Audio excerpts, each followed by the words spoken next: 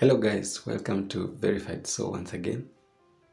Today let's talk about the whole process, the stages in the DV program.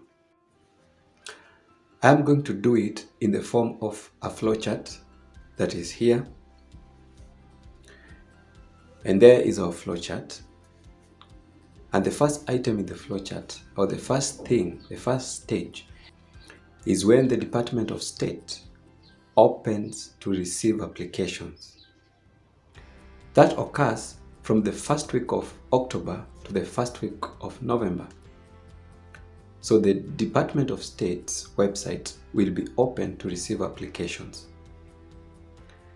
So that's where you'll go and fill in your details and the details of your dependent and then submit.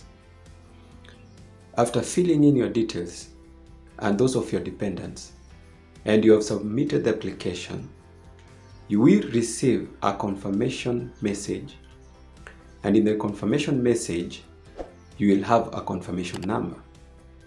You're supposed to keep this confirmation number safe because it is the number that you use to check for your results. So after submitting and after the closure of the application period, you will have 5 months to wait. And in the month of May of the following year, the Department of State will again open its website for the applicants to check whether they were selected. So that happens in the month of May, the first week of the month of May. So you will have to visit the website dvprogram.state.gov, and therein you'll find a simple form with simple steps.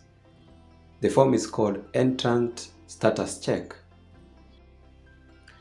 You will fill in your confirmation number, followed by the last name or the family name, and then you fill in the date of birth and some digit that will be given there, and then submit. After submitting, that's when you'll see your results. If you won, you will see a message starting with your name and saying that your entry was selected, and a PDF version of it with the same information that your entry was selected to proceed with the process. This is what we call the first notification letter, or the 1NL, and it will have your special number. We call it the case number. So this case number is what the Kentucky Consular Center use to schedule for your interview. So what next after that?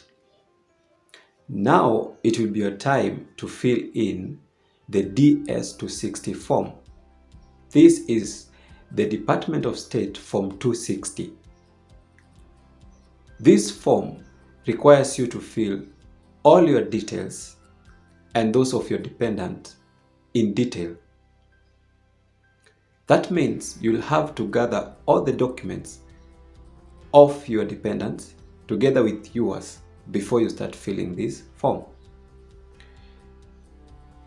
This form requires to be filled in several days or in several stages. You fill the first part and then save it.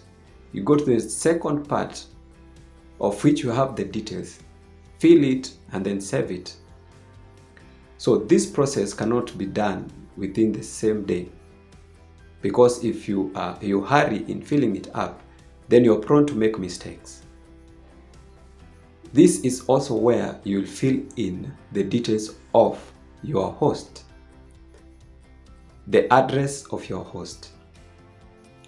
This means it is the place where your document will first be sent when you land into the United States.